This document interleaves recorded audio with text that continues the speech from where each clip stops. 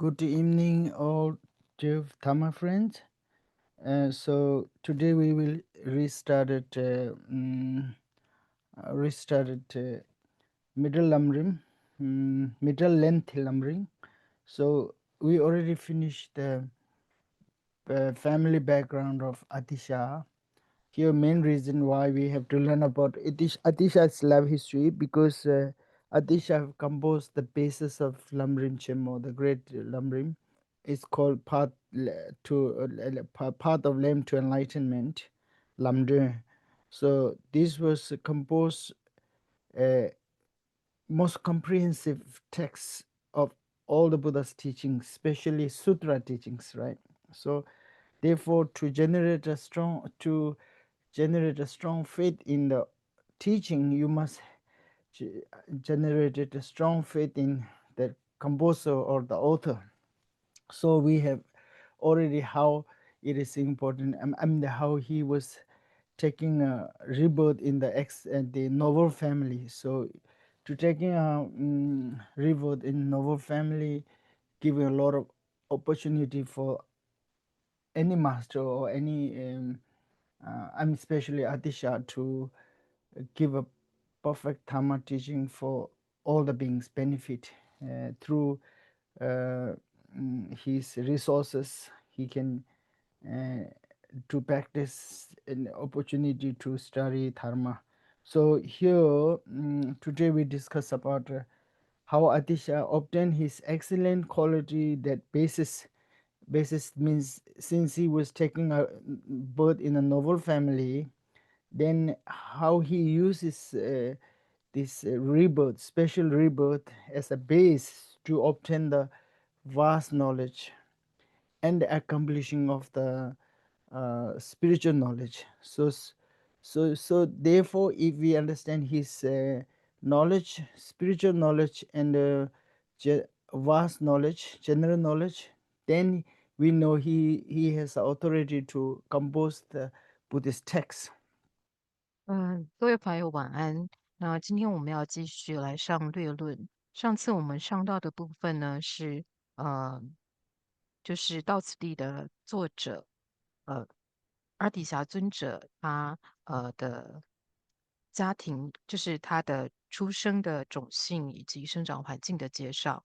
那我们要了解到此地作者造者阿底峡尊者，出生于圆满种姓呢，是因为他是《菩提道举论》的作者，而《菩提道举论》呢，总摄了佛陀的教法，非常广泛的容纳了佛陀教法的内涵，特别是经教的部分。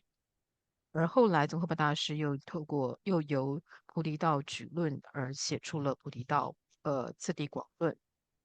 那我们要对作者，我们要对一部写出来的佛陀教法的书升起信心的话呢，或者是对任何一门佛陀教法升起信心的话呢，我们首先要对于这个教法或者是论著的著作者升起信心。那我们透过了了解到造者的殊胜，那我们就会对这部论著的造作者升起信心。那我们之前已经上完了，就是道次第作者阿底峡尊者他的圆满种姓投生之礼，他投生于种姓非常圆满的王室家庭。那这样子的种姓圆满，就是在圆满种姓受生的这种功德呢，是很多的上师，包括阿底峡尊者都有的。因为呢，如果投生的是一个非常圆满的种姓呢，可以带给更多的友情、更多的利益。因为呢，在这样子的圆满种姓收生的话呢，会有很多的资源跟机会可以学法，也能够教授更多有情佛法。那呃，我们在介绍完阿里峡尊者投生圆满种姓之后呢，接下来要谈论到的是，阿底峡尊者是如何利用他投生的圆满种姓来获得广博的一般的世间知识以及佛法教理的佛法教理的知识。因为呢，阿底峡尊者有了广博的一般世间知识以及佛法的教理知识之后呢，就能够确定阿底峡尊者呢，他是有能力可以著作一部佛教论点的。仁波切。Yeah, so before we started Atisha's training, I have to tell you this terminology in Buddhism. You see 3 vows and 3 higher training, 3 basket. These are very important because otherwise you will confuse. We will not go detail each. So 3 vows, when you practice, you should have take a 3 vows and preserve the 3 vows. So the 1 vow is morality vow. That's a Shila vow of morality. That is the monastic, ordained vow for ordains to when you become ordained, then you have keep the vows. Okay, so this monastic vows, and then there's a vow for Bodhisattva vow. So they have many Bodhisattva vow, but all they categorize into 3 vows. The Bodhisattva is 3 main vows. And then 3 then tantric vows. So they have you just basically try to remember these 3 vows: monastic vows, Bodhisattva vows, tantric vows. Okay, so and then you say 3 trainings, 3 higher trainings. So Buddha have teach 3 basket about basket about morality, basket about concentration, basket about the wisdom. And then these 3 basket means Buddha's all teachings are categorized into 3 basket: teaching of teaching of morality, teaching of concentration, teaching of wisdom. So these 3 baskets are and then once you have practitioner, when you follow Buddha, then you have to train in 3 higher trainings. So basically 3 higher training into the basket of morality, training into higher training of morality, training of concentration, and training of wisdom. So these are interlinked, because to get enlightened, we need to remove the cause of rebirth in samsara, and free from samsara. For this, we need to remove the ignorance called self-grasping ignorance. So this is called self-grasping ignorance. We have to remove this to eliminate the self-grasping affliction. So to remove this, we need to realize emptiness. To realize emptiness, we develop the wisdom, right? So to realize emptiness is called wisdom, to understand the reality of nature of all phenomena. Okay, so to develop wisdom, you need to have a great concentration. If you don't have developed great concentration, you cannot develop a wisdom to realize emptiness. To develop the great concentration, you need very good ethics, good morality, because morality is deal with your physical, verbal action, physical action, and mental action. So if you are not trained or well maintained, these three draws. 3 draw means physical draw, verbal draw, and mental draw. Then these become very untamed. Untamed means they become wild. They can do any non-spiritual things. Which was downfall for spiritual development. So if you training in the good ethics, then you become a very good concentration. You can develop very good concentration. Once you have developed good concentration, you can easily develop wisdom to understand the emptiness, right? So this is called 3 higher training, 3 higher training, and 3 basket. So we will talk about Atisha's training all this. Then through that, he attained some result, accomplishment, that is called the realization of knowledge or realization. So in Buddhism, beginning, you should also, I was forget to remind all of us to generate it a beginning. I wanted to listen this teaching to train myself into this 3 higher training by practice. Now we are listening the Dharma teaching, which is included 3 basket, 3 basket, and then you also follow some sort of keeping some vows. Vows are called the ordained vows and the general vows. General vows are like for anybody have to follow. You even you don't ordained, you still have to follow. These are called 10 non-virtues in Buddhism. 10 non-virtues, 3 from the body, 4 from the speech, and 3 from the mind. So we will not go detail, but just remember that they have some these terminologies are used to understand how the Atisha attain the spiritual knowledge and the vast knowledge. So spiritual and the accomplishment, knowledge of accomplishment, knowledge of spiritual scriptures. So that we will understand when I read. Lasso Tuchi.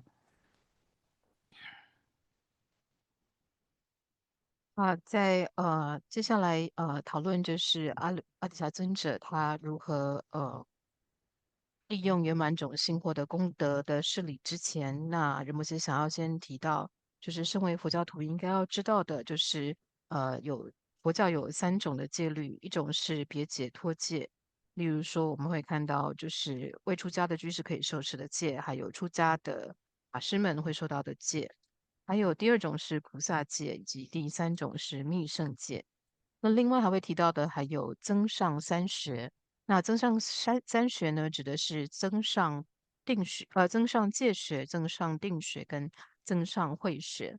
那这3学呢是互相关联着的。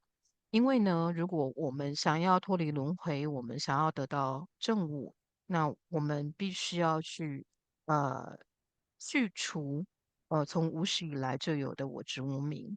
那有我执无明，又会让我们因为烦恼而造业，然后我们会一直在这个轮回中流转。那如果要去除我执无明的话呢，我们就必须要证悟空性。所以呢，我们必须要有增上慧学的修持。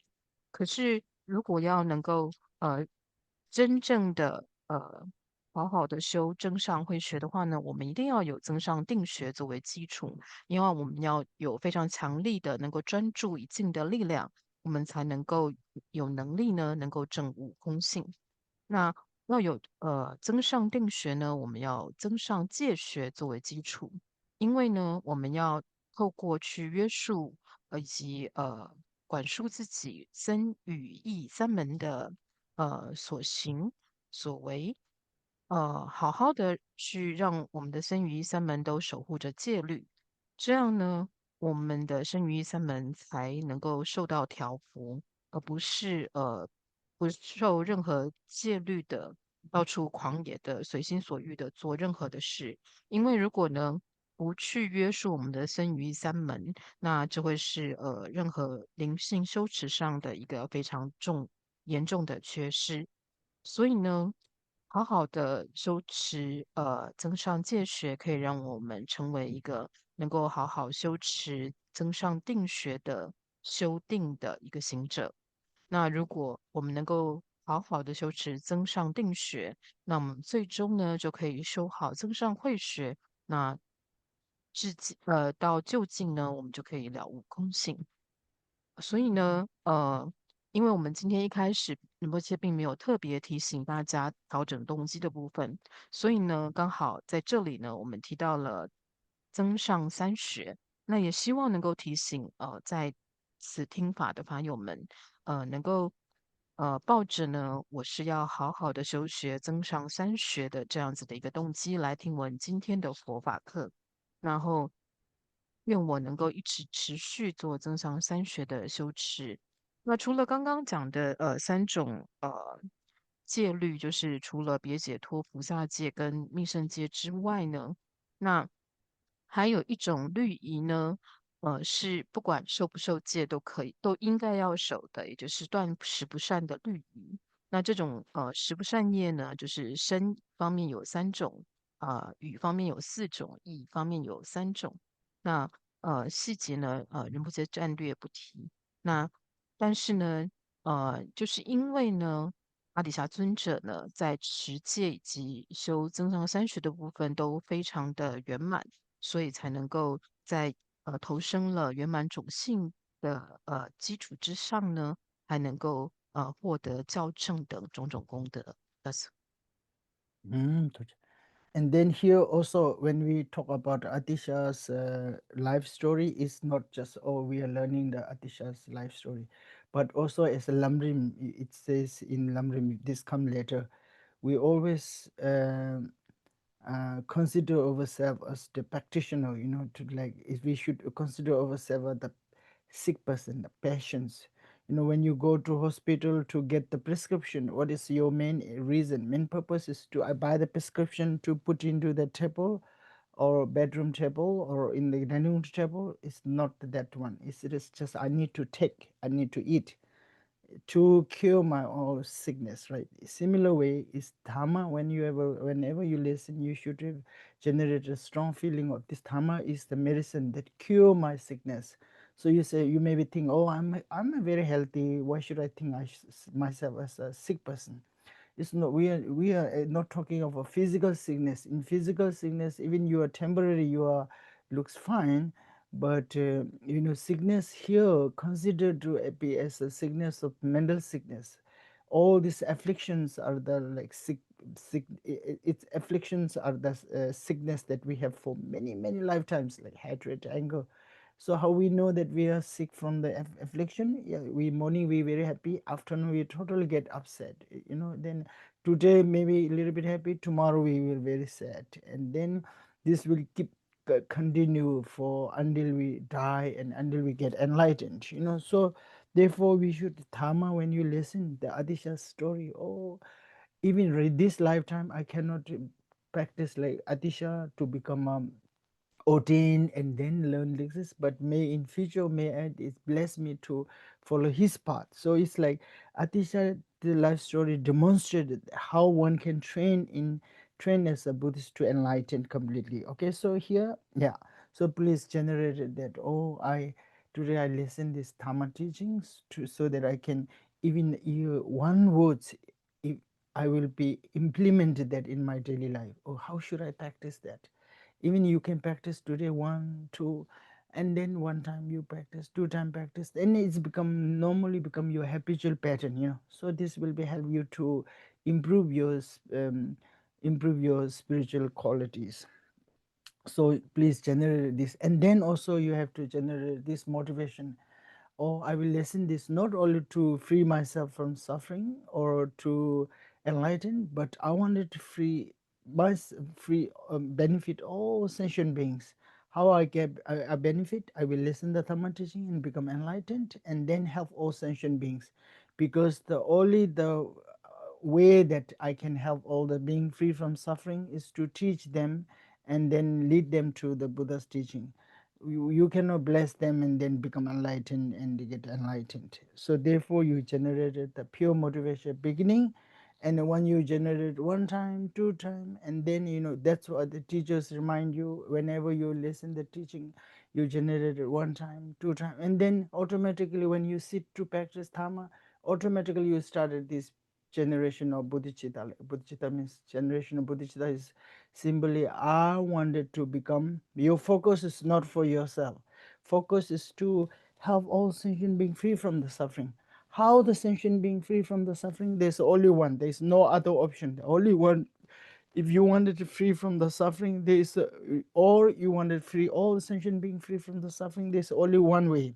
That is to follow Buddha's practice, and then learn the Buddha's teaching, and then practice that, and then enlighten yourself. So you have to walk the path yourself. Therefore, the only option is we learn teaching and then implement it, and engaging those instruction into daily life, and then you slowly we are able to eliminate it, all the afflicting emotion, and root out especially the source of afflicting emotion, that is called self-grasping, and then eventually we can become enlightened. So please generate this motivation whenever we will listen Dhamma practice. Okay. 那那今天因为我们要继续的讲说听闻阿底峡尊者的人生的故事，可是呢，希望大家不要认为就是我好像只是在听一个伟人的传记啊，或者是一个上师的传记，好像就是真的是在听故事而已这样。其实根据道次第的教授呢，我们在听闻上师的行仪，或者是伟大的传承祖师的行仪的时候呢，我们都应该要思考说，其实我就是一个病人，那我来听闻这些行仪或者是传记是有我们听闻的原因的。那就像这些传记呢，就像任何的教法一样。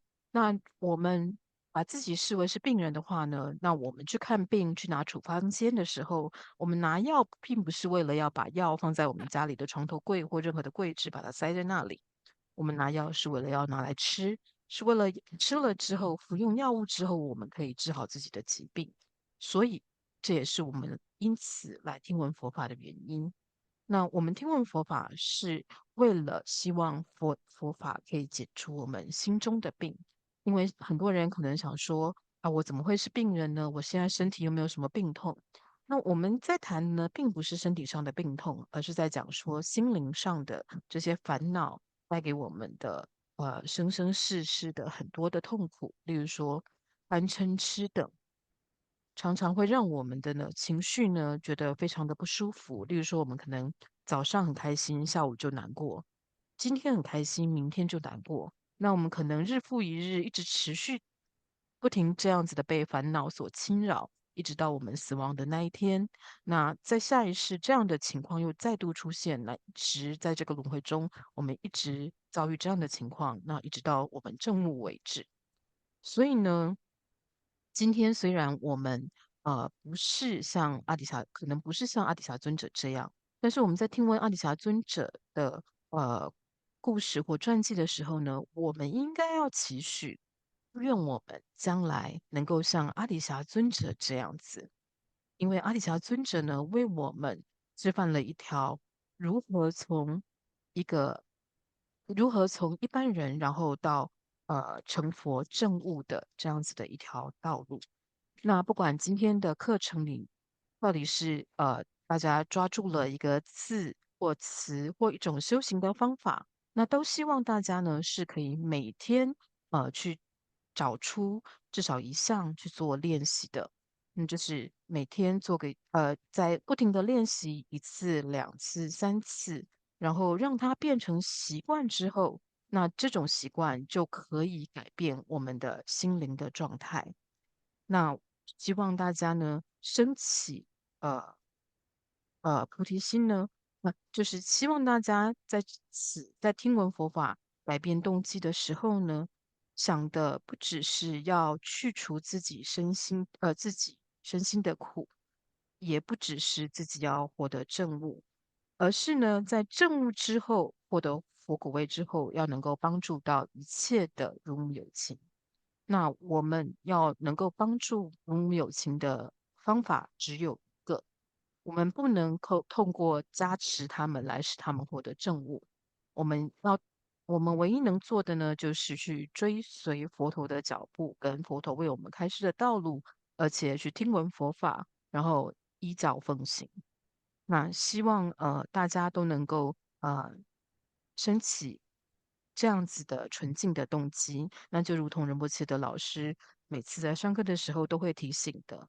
那每次希望所有听法的人呢，都能够一而再再而三的不断的去调整自己的动机，然后思维菩提心。那升起菩提心，它的重心并不是在我要升起菩提心，而是我升起菩提心是为了要帮助一切的有情脱离痛苦。好，那所以呢，我们要知道，就是要能够帮助一切有情脱离所有的痛苦，没有别的选项，就只有我们好好的去学法，好好的去追随佛陀所开示的道路。这样子呢，我们自己可以做的呢，就是我们在学法的时候，把我们我们好好的学法，然后呢，把我们所学的法，认真的去做实修，然后把它应用在我们的日常生活里面。如果透过这样子不断的串习，我们总有一天可以根除我们的我秉我执。那希望大家发起这样子的动机来听闻今天的佛法教授。Mm. Okay, now we will go on the text. So please, if you have a Chinese version, please look at the text, because sometimes the many words are, then when the instructor will be giving an instruction, then you will, next time when you read yourself, then you will understand and remember what the teacher said. So this, maybe I'm not sure exactly the translation, maybe in Chinese version, and maybe the little bit different in the, but I convey with that Tibetan version and the English version, and then I will be summarize myself. So this then the landing you two laws, and how the Atisha obtained his excellent quality on that basis means in that human rebirth has a two parts. So how he get attain the excellent quality have two subjects. So he discussed two topics. How he obtained the excellent quality was scripture knowledge, and how he obtained the excellent quality of realization, its correctly accomplishment. So what happened, that's the was scripture knowledge. Once this develop, listen this, learning, and then it will practice and implement it, and then accomplish the realization. So that's what he says. So first one is how Atisha obtained the excellent quality of the vast scripture knowledge. Vast scripture knowledge through in Buddhism. So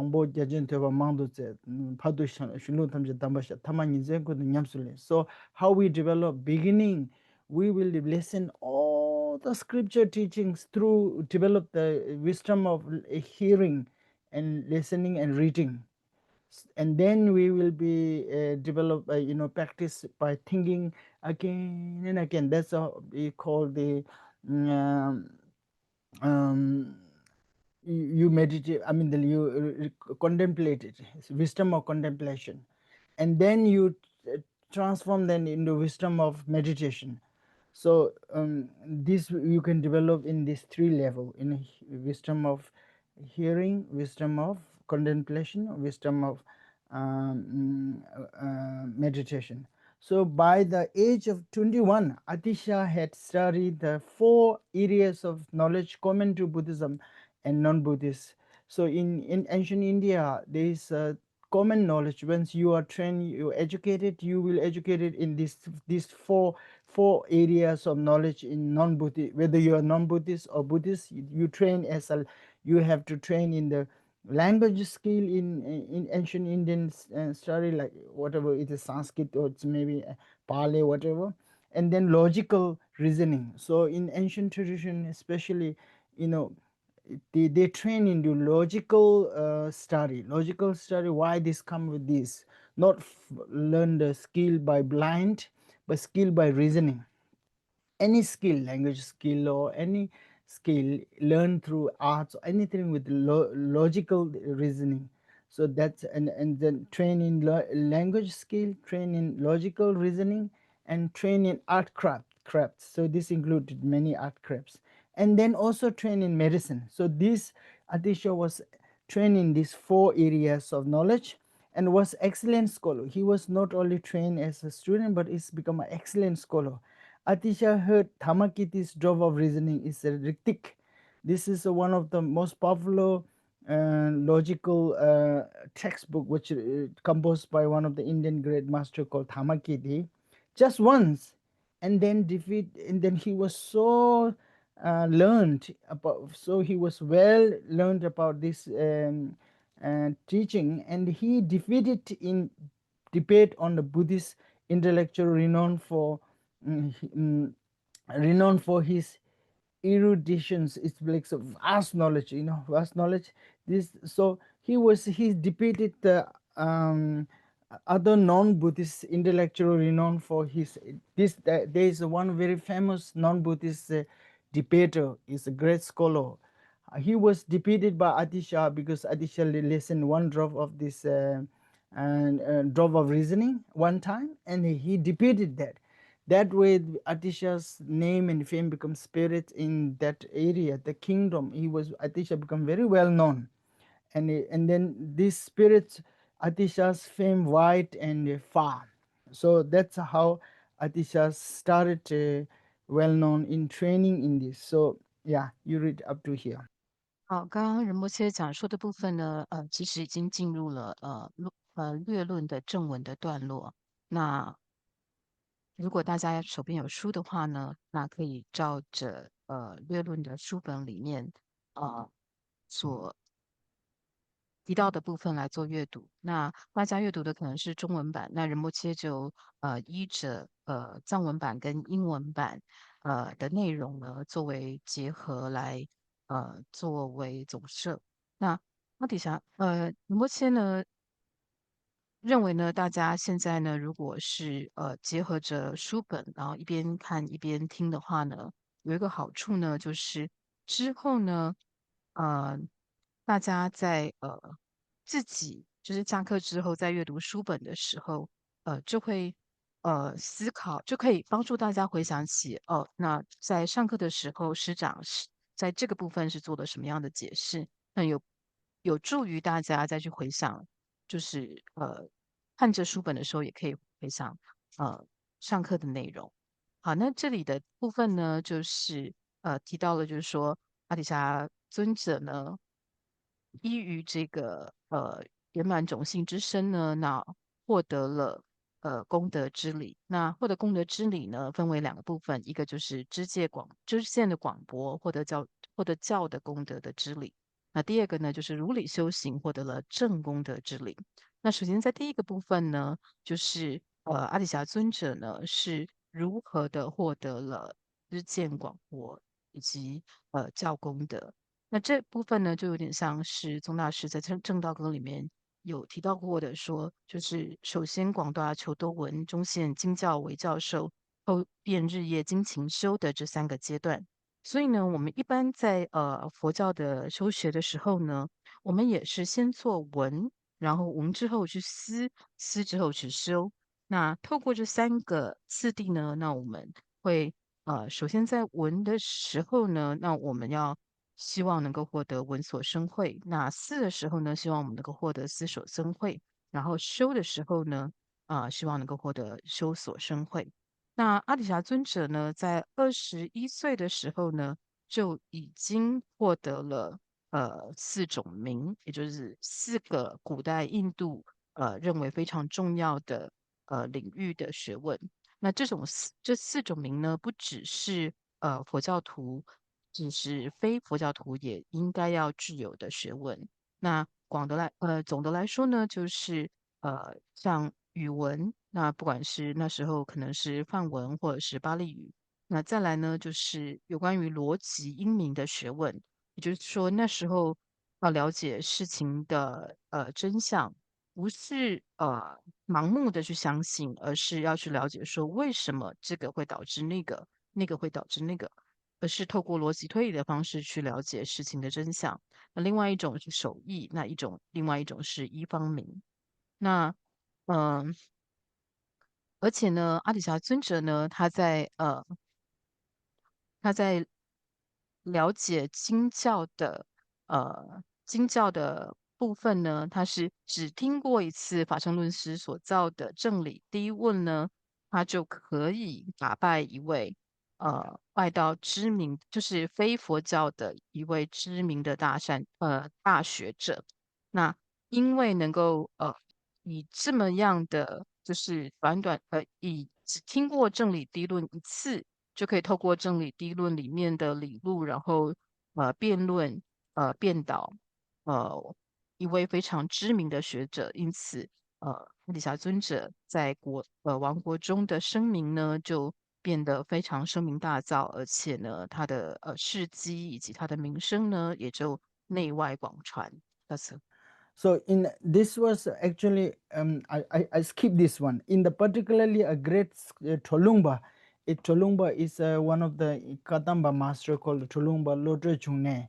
He met the Atisha when he was young. So Lama Tsonga was said in this text that how he know that he have learned all this because Trolungpa has mentioned related that how the Atisha has trained in this. So this is a quote from the Trolungpa. Okay, I skip that. 好，刚刚大家有看到投影片的最后一段有写到说，就是我们刚刚听闻到的这些关于阿底峡尊者的这些事迹呢，都是卓隆巴大师，也就是洛尊种内所说的。也就是说，卓隆巴大师呢，其实在很年轻的时候他就呃直遇了阿底峡尊者。那这些事迹呢，其实是从卓隆巴大师那边传下来的，所以宗喀巴大师在他的略论里面提到了的这些事迹。都是由中默大师所传的。Then he requests the complete empowerment from glorious master Yogi of the main temple on the Black Mountain. So in India, this called temple in the Black Mountain. There's a great yogi called Rahula Gupta. So he requests the Atisha requests Rahula Gupta to give all the empowerment, the empowerment, and who had received. So this great master Rahula was very, very highly realized master. He had received direct vision of Heva Raja. Heva Raja means Kedoche. So this Indian master so realized that they can talk, they can see directly the yidams. So yidam, this particular yidams, his name is Kedoche, which is a Heva Raja, and also prophecy from Vaja Yokini. So they have also received a prophecy, means you should practice this, teach this, go here, and there's some deities, they give you a prophecy, they guide them. So this master was so realized, Rahula Gupta was so realized master, he can have a direct vision with the Heva Raja and receive the prophecy from the Vaja Yokini. So he received a complete empowerment, Buddhist tantric empowerment. He was giving the sacred name. When in the Vajrayana tradition, when you receive the empowerment, then master give you a name, the tantric name, that's called sacred name. So he was giving the sacred name Jana Guaraja, giving that is Adisha's sacred name. Then up to the age of 29, he studied the Vajrayana under the numerous highly realized gurus, and thereby became knowledgeable in all the texts and instruction. When the thoughts, I am the great master of the secret mantra. So the Atisha learned so vast with the numerous master of tantric master or Vajrayana master. He have some kind of develop pride. Oh, he thought that I am the greatest of the secret mantra. Secret mantra means Vajrayana, the tantric occurred to him, and it's happened. He thought like that, and then Dakini appeared to him in the dream and showed him several volumes of tantra he had not seen before. So the Dakini, in his dream, he see some tantric scripture which have not seen him before, and then which lower his pride. So this will be reduce Atisha's pride that he think he is the greatest of tantric master, the Vajrayana master. But then he realized that there's many other tantric scripture that he yet to learn. 好，那刚刚谈到的是阿底峡尊者对于金教授们的修持。那接下来呢是谈到阿底峡尊者对于密教圣门的修持。他在黑山道场，那医治了拉呼拉古达这位上师。那拉呼拉古达这位上师呢，他是能够亲见吉祥喜金刚，而且呢，他是可以得到就是金刚空行母，也说我们知道是金刚于前母的这些受记跟预言。那迦尊者呢，29岁的时候就从然后呢古达尊者上师这边得到了所有的接受了他的圆满的灌顶，然后得到了很多的密圣，得到了很多密圣的教授。那他在密圣方面的命名呢，就是Rana Guraja，那就是这边中文翻译成致密金刚。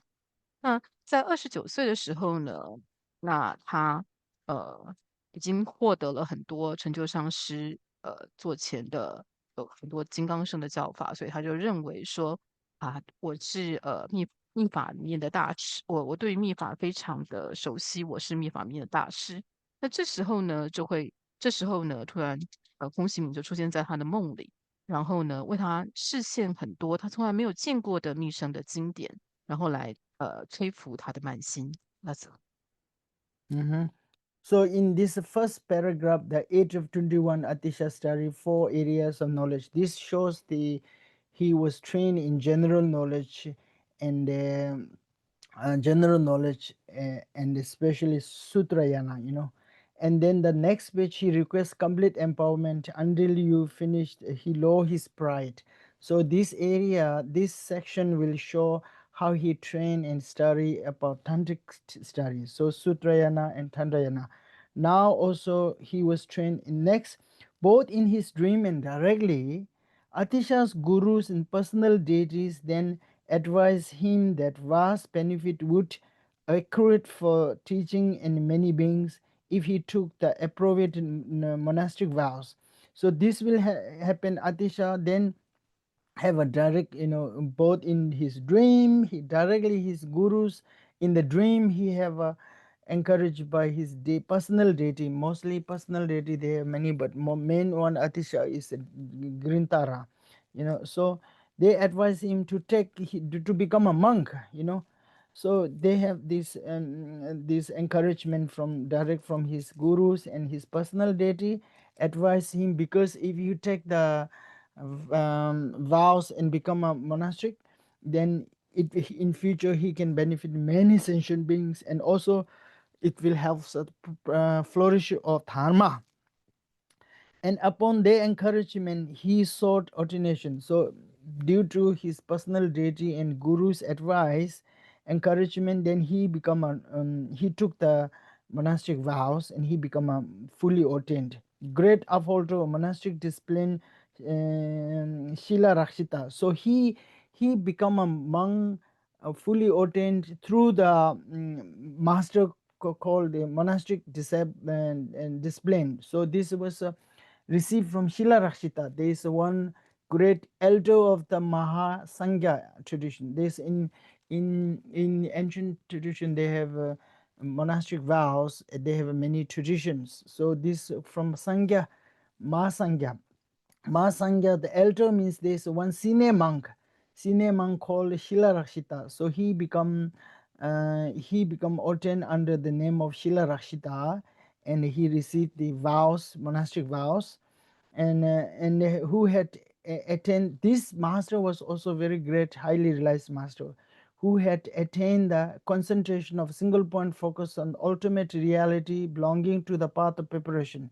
So basically what is in Buddhism, this also you should learn and maybe learn this terminology.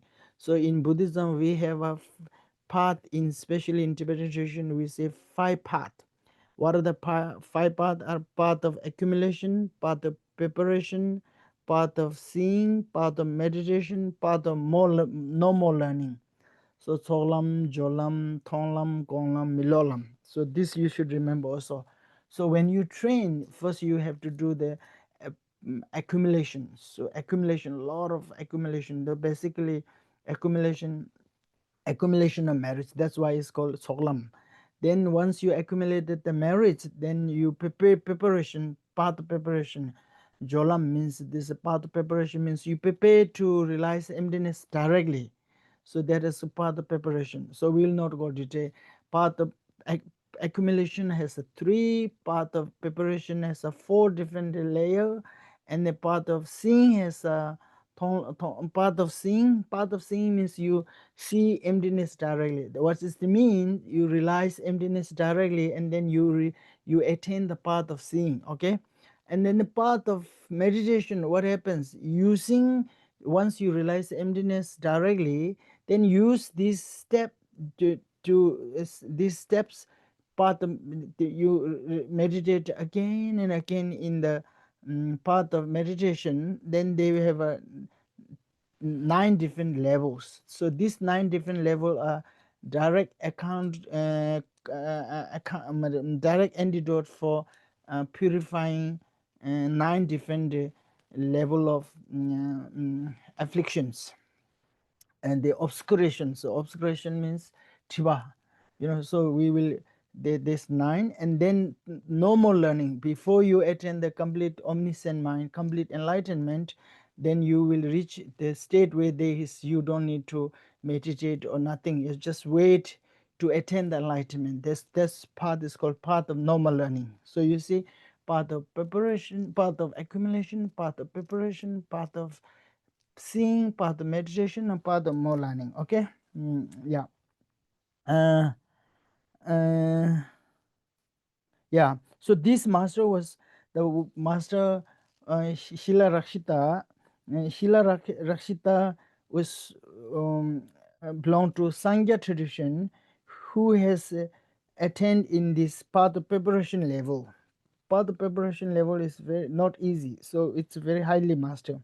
Officiated as an abbot and give him. So when you received what it means, when you receive the bhikshu, then you need an abbot who officiated your vows. That's called officiated vow abbot, giving him the name Dipankara Shrijana.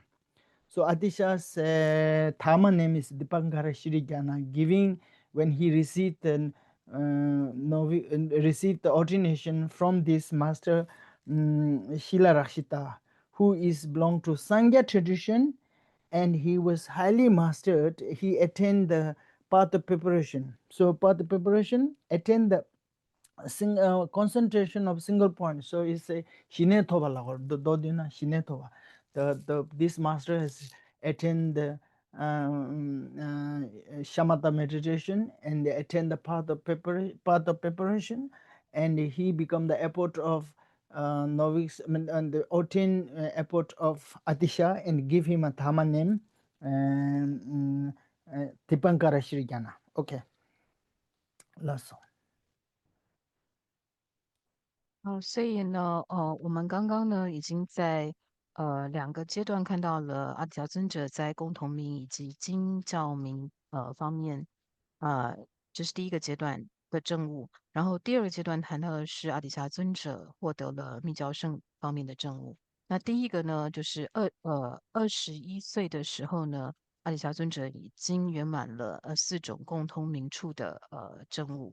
那其中另外呢，他也有了经教圣门的学习跟证悟。然后在29岁的时候，就如同我们刚刚所说的，他得到了这些密教圣门的这些证悟。那接下来要谈到的呢就是他自己的上师然后呢都呃他自己的上师，然后了布达上师呢，就是劝他自己劝他应该要出家，然后呢，就连就是阿底峡尊者他的上师直接这样子跟他说，然后在梦中呢，阿底峡尊者也有遇到，也见到了本尊来来劝说他出家。那阿底峡尊者的本尊呢，主要是绿度母。那不管是阿底峡尊者的上师，还有本尊呢，劝说他出家的原因呢，都是因为如果阿底峡尊者出家的话呢，可以利益到更多的有情，而且能够对于佛法的弘扬跟发展呢，有更多的利益。那因此呢，阿底峡尊者呢，就在大众部的戒护上师或这边翻戒凯上师的亲教师尊前出家，然后呢就有了法名，也就是吉祥燃灯智啊。仁波切有念出那个梵语的名字，就是 Shila Rashida。那这边有提到，就是说阿底峡尊者出家的这一位亲教师呢，是大众部的持律上座。也就是在那个时代呢，那个戒律呢，已经分成了很多不同的派别跟部门。那戒凯上师他所持的是大众部，而且呢，他本身的证悟呢是已经获得到了加行道的忍位。那这边是讲趋入实境一分三摩地。那其实呢，就是呢，阿底峡，就是戒凯上师呢，已经获得了奢摩他的证悟。那这边仁波切为大家稍微的补充了一下，就是佛法的名相，就是五道的这个部分。那佛法就是在佛法里面会提到修持的证悟呢，分成五道。那从最低的位阶就是资粮，然后第二是加行，第三个是见，第四个是修，第五个是无学。那第一个呢，资粮道就是资粮道可以分成上中下三品。那所谓的资粮呢，顾名思义，其实就是在累积资粮的、积聚资粮的阶段。那累积资粮、积聚资粮之后呢，进入到第二道是加行道。加行其实就是准备的意思。那准备为什么做准备呢？就是为了要能够进到第三道现证空性做准备。那呃，第三道呢，所谓的见道呢，指的就是能够现证空性。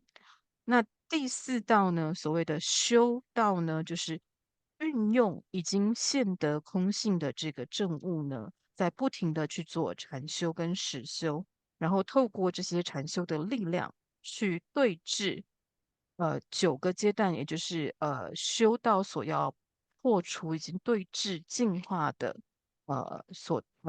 修道所断的九种阶段的不同的障碍。那在修道一一的断除九种阶段的障碍之后呢，在要到无学道之间呢，会有一个金刚预定的阶段。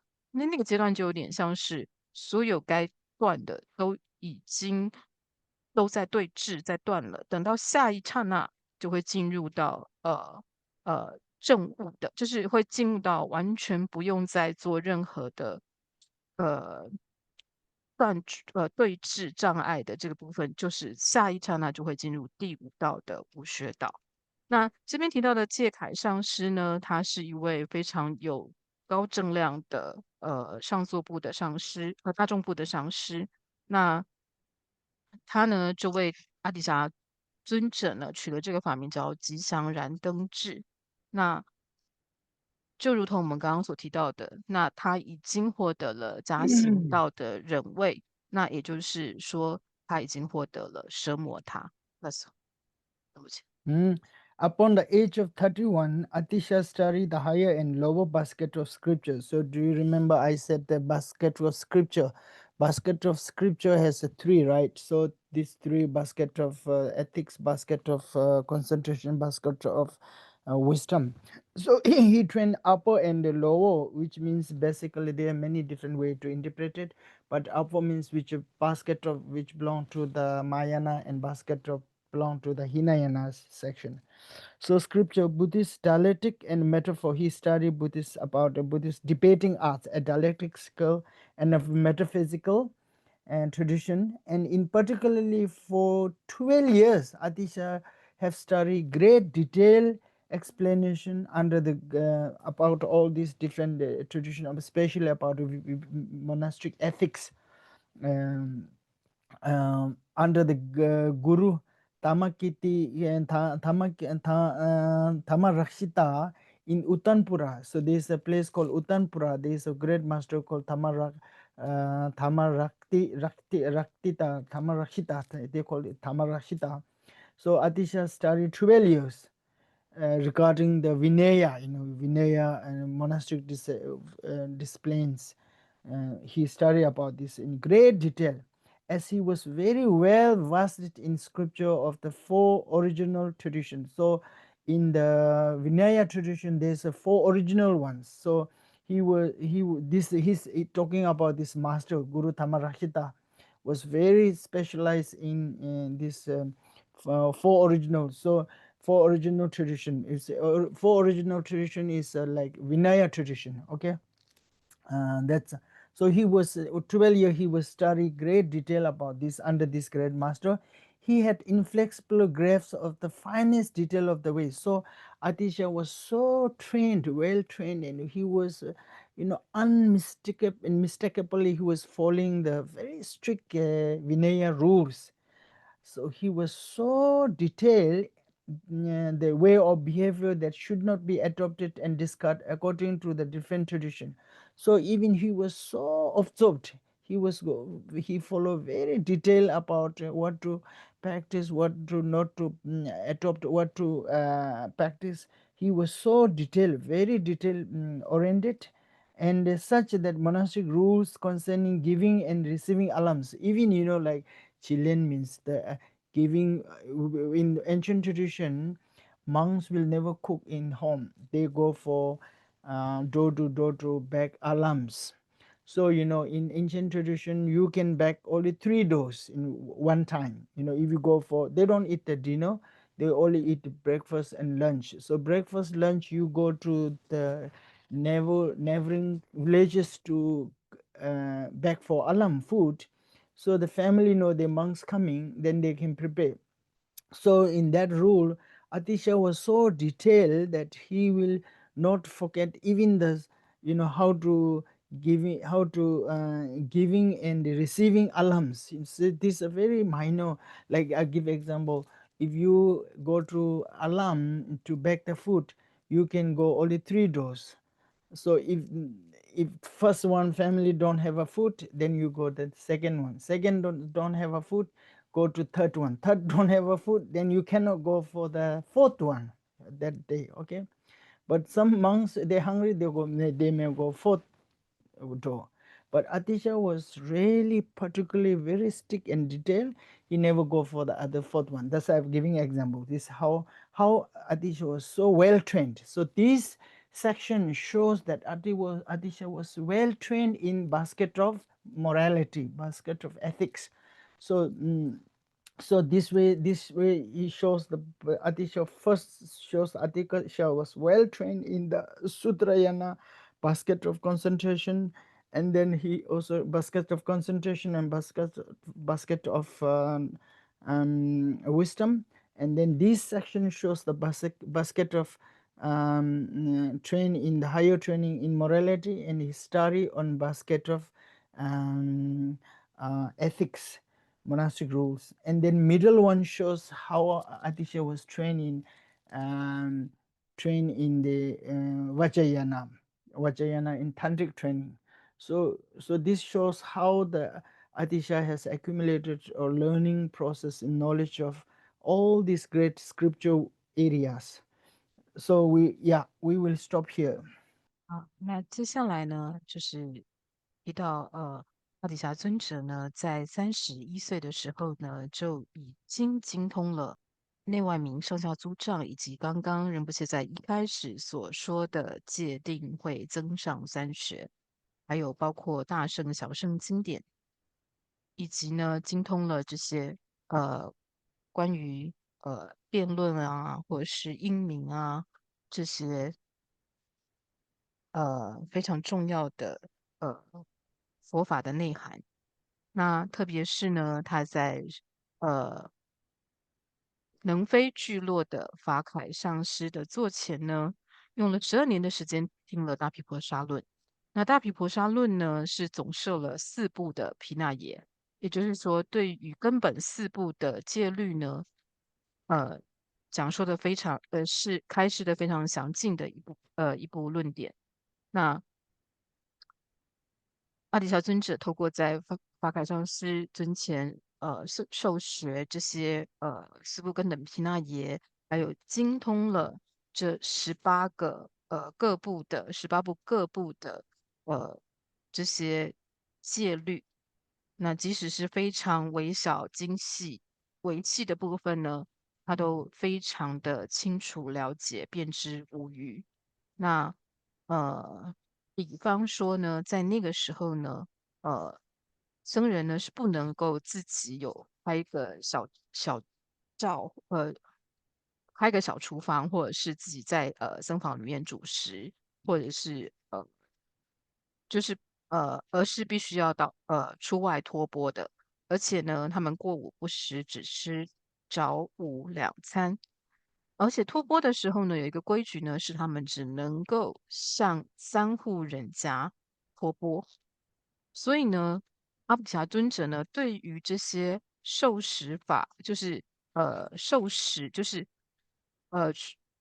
应该要如何去领取托钵的这些规定呢？他了解的非常清楚。仁波切举了一个例子，例如说，那既然只能向3户人家托钵，那如果第一家没有食物，第二家没有食物，第三家也没有食物，那按照戒律是不能去第四家托钵的。可是就有些人呢，可能就因为肚子饿，他还是会去第四家看看。可是阿底峡尊者他持律非常的严谨，他知道说，那根据戒律只能去3户人家托钵，所以呢，他就绝对不会做，就是已经3户人家都没有准备食物，然后他还去第四家托钵的这种情况。所以总社今天所讲的内容呢，在第一个部分我们提到了阿底峡尊者对于共同名以及经教圣门的呃功效，也就是呢，这个呢总社在定学以及会学的二藏里面。然后中间的部分呢，我们提到了阿底峡尊者是如何的去学习了密教圣门。那第三个部分呢，我们了解到了阿底峡尊者是如何的圆满的增上戒学的部分，也就是在律藏的部分，他是如何的擅长。那今天仁波切就暂时先讲到这里。Let's Okay, so we will stop here and thank you and have a wonderful Sunday evening and good night. 好，那就今天课先暂时上到这里呢，祝大家星期天晚上愉快，然后晚安。